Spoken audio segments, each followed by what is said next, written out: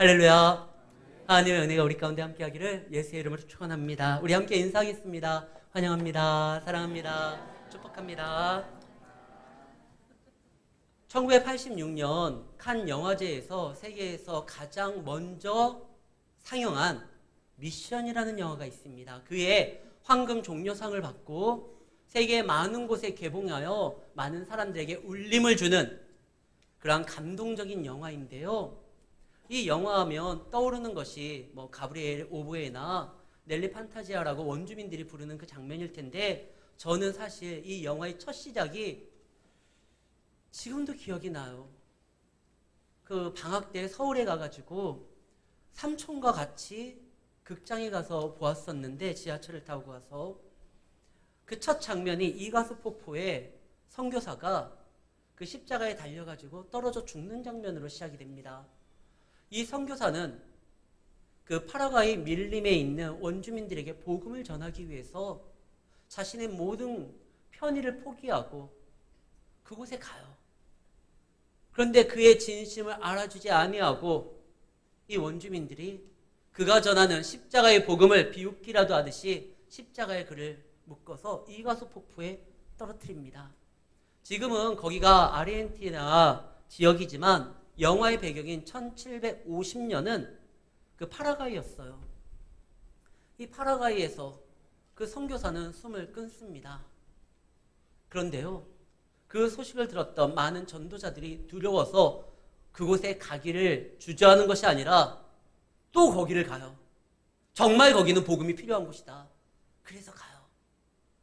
이 원주민들은 자신들의 언어를 글로 쓸 수도 없어요. 글 자체가 없어요. 그래서 많은 문명국가보다 한참 뒤처져 있는 그러한 상황 가운데 살고 있는 자들도 이거는 알아요. 복음은 능력입니다. 복음은 생명력이 있어서 반드시 그 복음을 듣는 자를 변화시키든지 무너뜨리든지 기존의 생활을 그대로 놓지 않고 바꾼다라는 걸 알아요. 자신의 언어를 글로 쓸 수도 없는 그렇게 교육받지 못한 원주민들도 이 복음이 능력이라는 걸 알기에 둘 중에 하나를 선택해야 됩니다. 이 복음을 받아들여 삶이 변화되든지 아니면 그 복음을 전하는 자를 죽이든지 내 삶에서 몰아내든지, 그들의 선택은 죽이는 거였어요. 그런데 그 이후에도 끊임없이 선교사들이 나아가서 복음을 전하고 그들의 마음을 열고 정말 예수의 십자가가 우리에게 가장 필요하다는 걸 알립니다. 이 복음은 능력이거든요. 지금 예수님이 오늘 본문에 등장하는 그 예수님의 사역은 그때 당시에 많은 사람들에게 충격을 줬어요.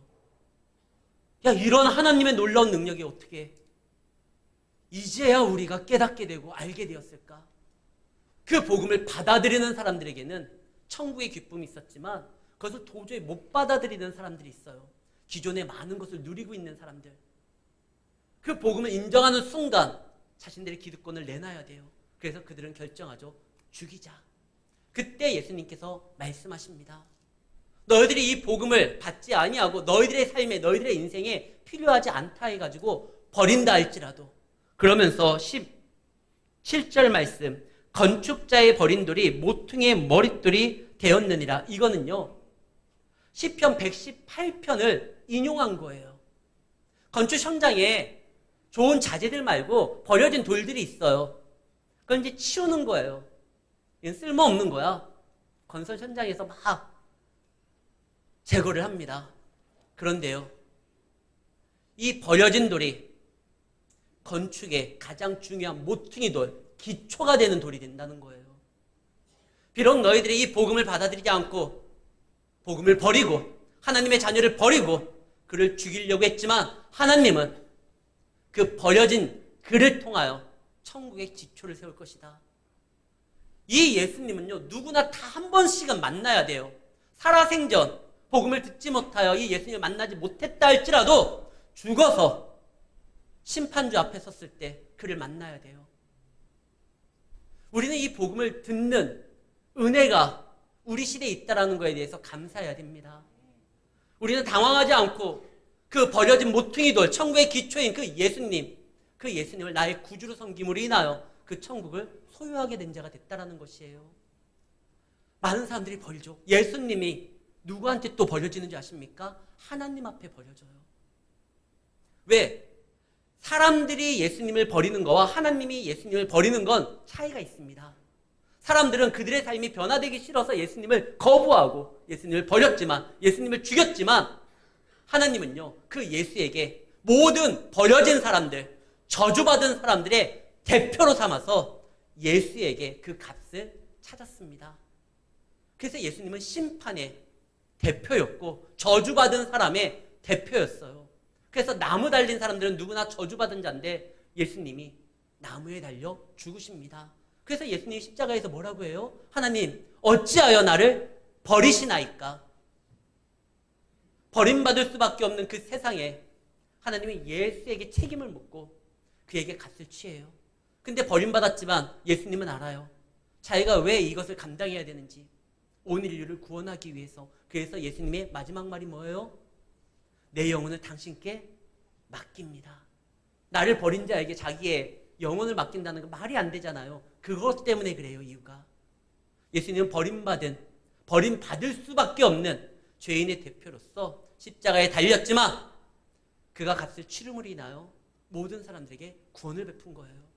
근데 이 예수님은 반드시 만나야 되는데 어떤 상황에서 만나느냐? 그 다음 절이 그래요. 무릇 이 돌, 천국의 기초가 되는 너희들에게 버려졌지만 정말 가장 귀하다고 하는 이 돌 위에 떨어지는 자는 깨어질 것이고 대적한다라는 거예요. 그 진리의 돌, 하나님의 돌, 천국의 기초가 되는 그 예수에게 대적하는 자는 깨어질 것이고 이 돌이 사람 위에 떨어지면 이건 심판입니다. 그를 가루로 만들어 흩을 것이다. 세상에서 가장 어리석은 자가 누군 것 같습니까? 하나님을 상대하는 자예요. 하나님을 자녀로서, 백성으로서 만나는 자가 아니라 대적으로서 상대하는 자들. 우리가 가끔 가다가 어떠한 스포츠 경기를 본다거나 어떠한 게임을 볼 때 다윗과 골리앗이라는 표현을 씁니다. 정말 상대는 굉장하고 그를 상대해야 될 그 맞은편에 있는 쪽은 좀 초라할 때 다윗과 골리앗의 싸움이라고 그래요. 그 불리한 사람이 다윗이에요, 골리앗이에요? 아마 세상 사람들은 골리앗이 유리하다고 볼 거예요. 그는 키도 크고 경험도 많고 막 무장도 많이 하고 다윗은 제 목동이고. 근데 아니에요. 성경적으로 보면 진짜 불리한 싸움은 골리앗이 하는 거고 유리한 싸움은 다윗이 하는 거예요. 왜냐하면 지금 골리앗은 무장해가지고 칼과 단창으로 누구를 상대해야 되냐면 그 다윗의 하나님, 전능한 자를 상대해야 되는 거예요. 세상에서 제일 어리석은 사람, 골리앗이 많은 것을 가졌으니까, 그가 경험도 있으니까 다윗이 불리하겠지? 아니요. 진짜 불리한 건 하나님과 함께하는 사람을 대적하는 자들입니다. 이 돌은 대적하면 안 돼요. 이 돌을 뭐 깨려고 해도 안 되고 도전해도 안 돼요. 이 돌은 하나님의 능력입니다. 이 돌은 깨는 것이 아니라 섬기는 것이고 믿고 따르는 것이에요. 예수님이 그 얘기를 해줘요. 그러니까 이 사람들이 그 얘기를 듣고 굉장히 불편해해요. 이 이야기가 우리에게 해주는 말이구나. 예수님의 그 얘기가 뭐죠? 어떤 사람이 큰 포도원을 졌는데 거기에다 막 나무들을 많이 심고 농부들을 거기에서 일하게 하고 소작을 받으려고 하니까 오히려 주인의 종을 때리고 주인의 아들까지도 죽이고. 이 얘기가 굉장히 불편해요. 근데 이거 우리 들으라고 한 얘기구나. 그리고 그 얘기의 내용을 이 사람들이 모르는 게 아니에요. 그러면 그 주인의 아들이 지금 저 예수구나. 그걸 알게 됐으면 어떻게 해야 됩니까? 수그리고 들어가야죠. 대항하고 싸우고 죽이려고 하는 것이 아니라 믿어야 되는 것이잖아요. 근데 그들은요, 예수님의 모든 행동에 대해서 오해해요. 예수가 저렇게 행동하는 거, 우리의 것을 뺏으려고 하는 거. 예루살렘에 들어오자마자 예수님이 하셨던 건 성전을 뒤엎는 건데 성전은 그들에게 있어서 가장 좋은 어떤 돈줄이었어요. 성전을 통해서 그들은 부를 챙기고 있었거든요. 성전 세를 받지, 환전하는 거에 대해서 차익을 얻지, 짐승을 팔므로 인하여 더 많은 수익을 창출하지. 근데 예수님이 그걸 막 몰아내는 거예요. 그래가지고 화가 났어요. 그런데요, 이것을 오해할 수 있지만 사실 예수님에게 잘못된 건 아니에요. 예를 하나 들면 노아가요, 노아의 홍수 때 살아나잖아요. 근데 노아는 굉장히 큰 부담이 있습니다. 이제 세상에 남아있는 사람은 자기와 와이프와 세 아들과 며느리 8명이에요. 큰 심판에서 구원을 받았지만 그에게는 이제 다시 이 땅을 하나님의 나라로서 채워야 되는 사명감이 있는데 너무 부담이 돼요. 야, 이거 맨정신으로 못하겠다. 그래서 그가 포도나무를 심고 포도주를 먹으면서 맨정신으로 살아갈 수 없는 이 부담을 마시고 취하고 있자. 그러다가 널브러져요. 근데 그 장면을 그의 아들 함이라는 아들이 봅니다. 그리고 그 아버지가 술 먹고 막 옷 벗고 누운 것에 대해서 여기저기 떠들고 다녀요. 성경에서 여기에서 보다라고 나는 단어는 주의 깊게 면밀하게 살핀다는 거예요. 함은 아버지의 실수를 자세히 보고 그것을 이야기합니다. 이게 완료형으로 써이지 않고 미완료형으로 써져 있어서 계속해서 얘기하고 다녔다는 거예요. 아마 함은 그랬을 거예요. 아버지는 예전부터 예언자였어요. 의인이었어요. 큰 심판에서도 하나님의 언약의 말씀을 받고 살아남은 사람이에요. 그 아버지가 맨날 하는 말이 자, 성경 피자. 하나님의 말씀을 외우자. 아, 그땐 성경이 없었구나. 하나님의 뜻에 대해서 내가 너희들에게 설교하겠다. 계속 말씀을 전하고 말씀대로 살아라. 죄 멀리해라. 이 말이요. 자기는 그걸 족쇄라고 생각을 해요. 근데 그 아버지가 술 먹고 쓰러진 거예요. 봐라. 하나님이 인정한 당대 의인도 저렇게 술 마시고 널브러지고 그 말씀대로 살아가지 못하는 거 아니냐. 내가 그 말씀 들어야 돼. 이런 의도가 있어요. 그래가지고 막 떠들고 다녔던 거예요. 근데 술에 낀 다음에 노아가 셈이라는 아들과 야벳이라는 아들은 자기의 수치를 덮었는데 함은 그런 의도로 막 떠들고 다니는 게 너무나 이게 괘씸한 거예요. 그래서 그에게 이런 말을 합니다. 너의 아들 가나안은 저주를 받아 형제들의 종이 될 것이다.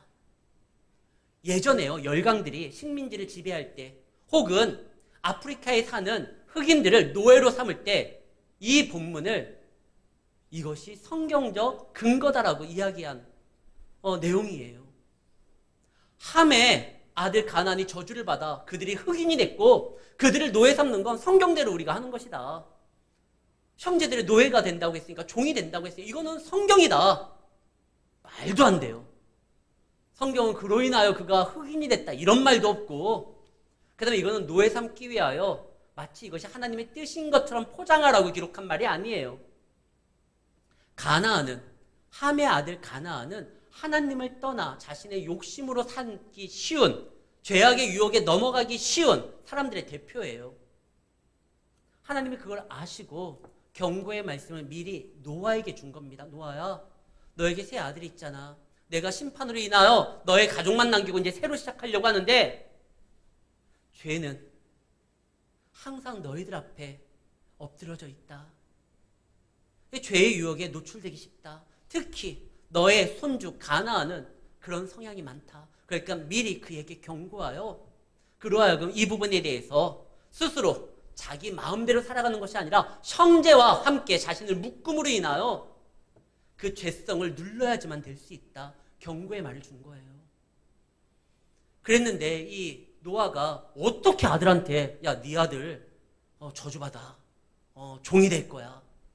내 사랑하는 손주한테 어떻게 그렇게 말을 합니까? 이게 부담이 된 거예요.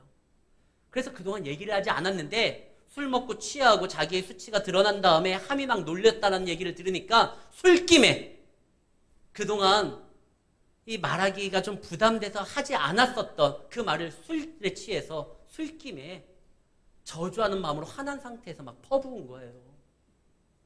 그러니까 이 말씀을 하나님께서 노아에게 주셨던 이유는 죄에 대해서부터 조심하고 자신을 지키라고 준 말인데 이것을 듣기 싫은 저주의 소리나 잔소리로 듣게 만들어서 그 말을 마음에 두지 않게 만든 거예요. 이게 문제인 거예요. 그러니까 화날 때 여러분들 이야기하면 자칫 좋은 말씀으로서 전해야 될 말을 듣기 싫은 잔소리나 싫은 소리로 듣게 돼서 그 말씀을 붙들지 않고 오히려 지겨워할 수가 있습니다. 이거 조심해야 돼요. 화날 땐 말하지 않는 게 좋아요. 제가 어제 저녁에 굉장히 화날 일이 있었어요. 오늘 아침에까지도 그게 잘 안 풀렸어요. 내가 오늘 진짜 한번 내가 말한다. 근데 아침에 집사람이 그러더라고요. 여보, 한 가지만 생각하라고. 하나님께서 주신 마음이냐 그게. 그 아침에 제가 양복 입고 나갈 때 현관문을 열 때 집사람이 그 말을 해서 그렇구나. 이거는 일단은 말하지 말자. 제가 그래서 일주일 동안 말 안 하려고요. 아니 주님 오시는 그날까지 말 안 할 수도 있어요. 어떤 걸 제가 생각한 말을. 화날 때는요 상대를 오해시킬 수 있어요. 예수님이 막 상을 뒤집어 막 난리가 났잖아요. 저거 지 성질을 못 이겨서 저러나 보다. 그런데요 예수님이 성전을 뒤집었던 건 뭐 때문에 그렇죠? 요한복음 2장 17절 말씀. 예수님이 성전을 뒤집었을 때 제자들로 하여금 떠올리게 했던 말씀이 있어요. 제자들이 성경 말씀에 주의 전을 사모하는 열심이 나를 삼키리라 한 것을 기억하니라. 예수님은요 화나서 그게 아니에요. 물론 예수님이 분노하셨지만 상대에 대해서 그런 게 아니라 이 거룩한 성전을 엉망으로 만들어놨던 죄의 세력에 대해서 이것을 몰아내기 위해서 그러셨던 거예요. 그리고 예수님이 예루살렘 성에 오자마자 제일 먼저 하신 게 뭐예요? 우셨어요. 이 예루살렘에게 임한 심판에 대해서 생각하니까 너무나 안타까워요. 그래서 예수님이 울면서 정말 하나님의 마음을 제대로 알리고 너희들에게는 예배가 필요한데 예배를 망쳤으니 이것을 정리해야지. 그래가지고 예수님이 움직이셨던 거예요. 오해 살 이유도 없고 예수님의 행동 때문에 거북할 필요도 없어요. 오히려 그들은 이것이 정말 우리를 향한 메시지고 내용이라는 걸 알았으면 그 예수님을 통하여 하나님의 은혜를 생각하고 돌이켜야 되는 거예요. 근데 그들은 죽이려고 합니다. 그동안 성전에서 그들이 모였지만 마음을 열고 하나님을 바라보지 않고 오히려 여기에서 장사할 생각만 하니까 말씀과 멀어지니까 말씀으로 오신 분이 부담스럽고 그의 말을 들으면 내 삶이 무너지고 새로 시작해야 된다는 게 너무나 두려운 거예요. 그러나요? 주님을 모시고 주님과 함께하는 삶에 기존의 내 것이 사라지는 것이 아닙니다. 내가 잃어버린 것보다 그분으로부터 얻는 게 더 많아요. 영생을 얻게 되고 이 땅에서는 하나님의 인도와 보호하심을 받게 돼요. 내가 그동안 쌓아놨던 것보다 하나님이 예비하시고 준비하신 것으로 살아가는 것이 더 우리 삶에 귀하고 감사하다라는 것을 알게 되는 것입니다. 예수님이 지금 복음 전하러 오신 거예요. 승질 부르러 오셨던 게 아니에요. 울면서 정말 너희들에게 이 성전이 가장 필요한데 왜 이것을 이렇게 엉망으로 만드느냐. 그래서 여기에 예배를 만들려고요. 그런데요. 이 성전을 그동안 관리하고 있었던 바리새인들과 서기관들이 얼마나 지독한 줄 아십니까? 그 예수님의 그 모습이 탐탁치 않아요. 네가 뭔데 우리 삶을 해방 놓으려고 하느냐. 말씀에 너무 멀어지면은요. 말씀으로 온 분이 특히 예수님은 이름표 달고 왔잖아요. 나 말씀이다. 나 메시아다. 근데 말씀과 멀어지니까 말씀으로 온 분에 대해서 오해만 하고 화만 나고 짜증만 나는 거예요. 그를 죽이자. 마태복음 22장에 보면은요. 마태복음 22장 16절 말씀입니다. 오늘 본문과 병행 구절이에요. 오늘은 누가복음이지만 마태복음 22장에는 이렇게 기록되어 있어요. 바리새인과 세기관들이 자기 제자들을 누구에게 보내냐? 헤롯 당원들과 함께 예수께 보내매. 바리새인들은 구별된 자다라는 뜻입니다. 어디에서부터? 세상, 다른 민족으로부터, 죄악으로부터 구별된다. 바리새인들은요, 이스라엘 사람들만이 아브라함의 자손이고 구원을 받는 하나님의 백성이 된다라고 생각을 했어요. 나머지는 다 가짜예요. 잘못된 거예요. 이방인들은 지옥의 땔감이지 구원받을 대상이라고 생각하지 않았어요. 그래서 바리새인들은 아브라함의 자손, 이스라엘 사람들이 최고고 나머지는 다 아니에요. 그런데 헤롯은 누구냐? 이스라엘의 왕이지만 이스라엘 사람이 아닙니다. 에돔 사람이에요. 에돔 사람이 어떻게 이스라엘의 왕이 되냐? 로마에 빌붙어서 로마의 인정을 받아 로마에서 세워준 왕이에요. 그래서 이방인으로서 이스라엘의 왕이고 친로마적인 사람이었었던 헤롯 왕과 바리새인은 상종을 안 했어요. 그런데 예수를 죽이기 위해서 그들이 함께합니다. 세상에서 우리가 살아가는 동안 세상의 방식으로, 세상의 논리로 세상과 경쟁하면 반드시 져요. 왜? 저들은요, 그동안 상종하지 않은 사람도 자신들의 이익을 위해서는 얼마든지 손을 잡고 부정한 방법도 거짓도 전략이라는 이름 하에 그들은 태연하게 행동을 합니다. 근데 예수 믿는 사람들은 진리로 살아가야 되니까 그들과 경쟁하는 방법이 다른 거예요. 그래서 세상에서는 그들의 경쟁 방식으로 싸우면 질 수밖에 없어요. 그럼 어떻게 이기느냐? 이기는 방법이 있습니다. 그들이 둘이 짝을 해가지고 예수님에게 스스로 의인인 척하면서 다가옵니다. 20절, 그들이 스스로 의인인 체하면서 예수의 말을 책잡게 하려고. 왜? 바로 예수를 죽이고 싶은데 백성들이 그를 선지자로 생각하니까 그럴 수 없고, 그들이 생각하기에 로마 총독의 다스림과 권세 아래 로마의 법에 가둬가지고 잡으려고 하는 거예요. 그래서 말을 합니다. 먼저 앞에 썰을 많이 풀어요. 21절, 그들이 물어 이르되 선생님이여 우리가 아노니 당신은 바로 말씀하시고 가르치시고 사람을 외모로 취하지 아니하시고 오직 진리로서 하나님의 도를 가르치십니다. 이 말 다 맞는 말이에요. 저는 말씀에 관심이 있고 당신처럼 말씀의 진리로 무장된 사람 인정합니다. 당신이 전하는 거 나 인정하고 나 말씀에 굉장히 관심이 많습니다. 근데 한 가지 질문할게요. 가이사에게, 로마 황제에게 세금을 바쳐야 됩니까? 말아야 됩니까? 만약에 바치라고 하면 지금 많은 백성이 예수님을 메시아로 봐요. 메시아는 하나님의 나라만 증거하는 사람이라고 생각했기 때문에 이스라엘을 다스리는 저 로마의 황제에게 세금을 바치라는 거, 그건 하나님의 나라를 무너뜨린 적에게 도움을 주는 행동이니까 백성들이 예수를 하나님의 사람이 아니구나, 오해했구나 돌이킬 수 있어요. 바치라고 하면, 바치지 말라고 하면 로마법에 따라 백성의 의무를 다하지 아니할 뿐만 아니라 사람들에게 선동했다고 해가지고 반역죄로 잡아놓을 수도 있어요. 이것을 함정 질문이라고 해요. 어떤 답을 하든 예수님에겐 굉장히 곤란해요. 세상은 우리에게 함정 질문을 잘 던져요. A냐 B냐 선택해라. 그때 어떻게 빠져나가야 됩니까? 아니, 빠져나가는 것이 아니라 어떻게 우리가 대처해야 됩니까? 아이들이 받는 질문 굉장히 곤란한 게 있죠. 어렸을 때부터. 엄마가 좋아? 아빠가 좋아? 애들이 굉장히 곤란해요. 그래서 저는 아이들이 곤란하지 아니하도록 좀 다르게 질문했어요, 늘. 아빠가 좋아? 엄마가 싫어? 그럼 이제 뭘 대답하든지 이제 저한테 이제 유리한 거예요. 근데 항상 애들이 거기에 대해서 다른 답을 냈어요. 제가 이 설교를 준비하면서 엊그저께 우리 둘째한테 또 물어봤어요. 어렸을 적에 했던 질문. 태희야, 아빠가 좋아? 엄마가 싫어? 근데 얘가 정답을 말해요. 엄마 아빠 좋아. 질문에 갇히는 것이 아니라 진실을 말하면 되는 거예요. 세상이 던지는 질문들이 있어요. A야 B야? 여기에서 선택해.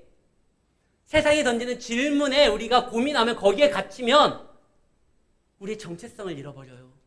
그때는요, 세상이 던지는 질문이 아니라 우리가 알고 있는 하나님의 말씀을 붙들고 선포하는 거예요. 믿는 자로서, 야, 너 살아가는데 이렇게 살아갈 거야? 아니면 이렇게 살아갈 거야? 아니, 우리는 하나님이 주시는 말씀 가운데 믿는 자로서 살아갈 거야. 저들의 질문에 어떻게 답할까 고민할 것이 아니라 여러분들이 이미 알고 있는 그 답을 진실되게 전하는 것입니다. 그게 답인 거예요. 우리는 또 그런 능력으로 살아가는 거예요. 그래서 예수님이 말을 합니다. 하나님의 것은 하나님에게, 가이사의 것은 가이사에게 줘라. 예수님이 그들의 어떠한 강교한 계략을 알고 거기서 넘어지는 것이 아니라 예수님이 알고 있는 사실, 하나님의 것은 하나님께 드려야 되는 거 아니냐. 그런 모습으로 살아가라. 이 바리새인들도요, 나름 뜨거워요. 막 뜨겁고 성전에 대한 열심이에요. 예수님도 뜨거워요. 근데 차이가 뭡니까? 제가요, 지난주에 설교 때 잠깐 이야기했었던 거, 명절이 지난 다음에 아침에 누가 띵동 울려서 나가보니까 이단에서 하나님의 성회라고 거기에서 저에게 그렇게 자기들의 어떤 교리를 전하려고 하더라고요. 그런데 그분을 어제 또 만났어요. 어제 토요일 날 8시 반쯤에 제가 푸른 길에 운동하러 나가갔다가 그날 비가 왔잖아요. 그 시간 타임에. 그래서 우산을 쓰고 이렇게 지나가는데 거기에서 그분이 또 복음을, 자기들의 이하면 자기들의 복음을 전해요. 참 열정적이에요. 뜨거운 분이에요. 뜨겁고 열정적인 건 어때요? 좋은 거예요. 나쁜 게 아니에요. 근데 문제는 그 뜨거움으로 전하는 게 뭡니까? 잘못된, 거짓된 영혼을 파괴하는 내용이잖아요. 그게 말이 돼요?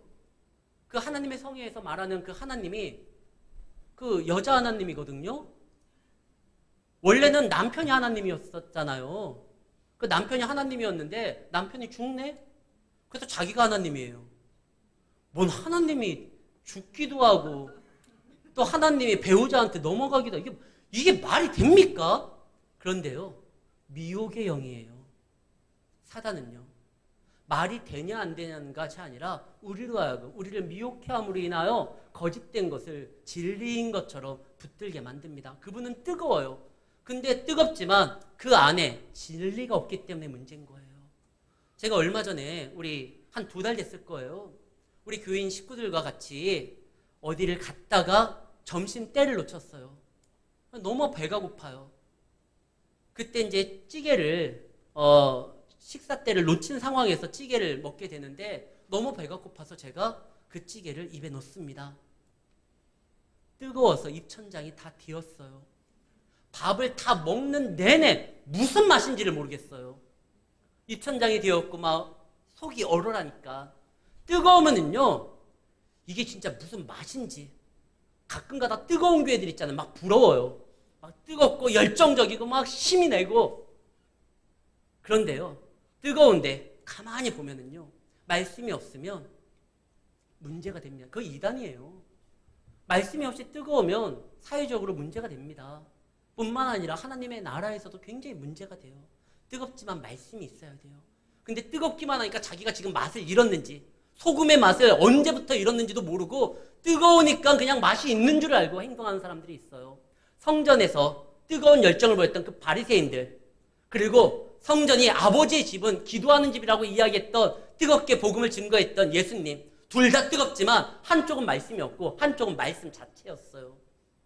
예수님은 항상 말씀으로서 움직였잖아요. 그 뜨거운 열정, 패션 오브 크라이스트, 예수님의 그 열정, 항상 말씀이 중심이 돼서 마태복음에서 가장 많이 기록된 것이 무엇입니까? 기록되었으되. 예수님은 항상 말씀대로 행동하셨고 말씀대로 움직이셨어요. 뜨거운 것, 중요한 건데 말씀이 있어야 돼요. 진리로 무장된 뜨거움이 세상을 변화시키는 것입니다. 혹 뜨겁지 않더라도 말씀이 충만하면 뜨거워도 져요. 말씀이 충만한데 이 말씀을 전하지 않고 이거 못 배겨요. 그래가지고 오후 찬양 예배 때 우리가 볼 하나님의 말씀, 그 여인이 신령과 진정으로 예배 드릴 때가 오니 곧 이때라, 이 말씀을 듣자마자 그 마음이 뜨거워서 어떻게 해야 됩니까? 마을 사람들에게 복음 전하러 가잖아요. 그런데 뜨거운 것이 먼저냐? 와, 나는 저 나이 때 강대상에 올라와 본 적도 없는데 쟤는 저 나이 때 벌써 올라오면 뭐가 되려고. 아니, 원로 목사님 좋으시겠어요? 뜨거운 거, 좋은 겁니다. 그러나 말씀이 중심이 돼야 하고, 아직 내가 뜨거운 열정이 없다, 괜찮아요. 말씀으로 무장되면 또 뜨거워집니다. 하나님 안에서 그 뜨거움으로 여러분들 살아가야 돼요. 예수님은 단 한 번도 주를 향한, 그리고 말씀을 향한 그 뜨거움을 잃어본 적이 없어요. 그렇기 때문에 그 모든 일들을 감당한 것입니다. 그리고요, 세상에서 경쟁했을 때 우리가 진다, 경쟁에서 우리가 뭐 이렇게 어려움이 있을 수 있다, 지레 걱정할 필요도 없습니다. 왜냐하면 세상의 경쟁으로 우리는 살아가는 자가 아니라 하나님의 인도함으로 살아가는 자이기 때문에 그렇습니다. 세상의 주인은 하나님이에요. 그분을 의지하고 그분을 바라봄으로 냉철하게, 그러나 마음은 뜨겁게, 그리고 머리는 말씀으로 무장된 상태에서 나아가는 자들이 그 세상의 공격과 답을, 어떤 답을 내도 곤란하게 되지만 우리는 새로운 답을 열면서 나아가는 주의 백성임을 기억하시고 진리로 자유케 되며 진리로 승리하는 우리 성도님들이 되시기를 예수의 이름으로 축원합니다.